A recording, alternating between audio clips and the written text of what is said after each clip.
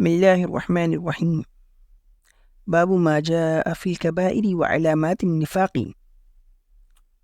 اس باب میں بڑے بڑے گناہوں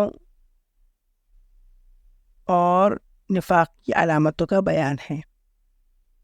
حدیث نمبر 24 عن عبد الله بن عمرو رضی اللہ عنہ قال قال رسول اللہ صلی اللہ علیہ وسلم الکبائر الاشراک باللہ وعقوق الوالدین وقتل النفس والیمین الغموس، وفی روایت انس وشہادۃ الزور بدل الیمین الغموس، رواہ البخاری۔ حضرت عبداللہ بن عمرو رضی اللہ عنہ سے روایت ہے، وہ کہتے ہیں کہ اللہ کے رسول صلی اللہ علیہ وسلم نے فرمایا، اللہ کے ساتھ شرک کرنا، والدین کی نافرمانی کرنا، قتل کرنا اور جھوٹی قسم کھانا بڑے بڑے گناہ ہیں۔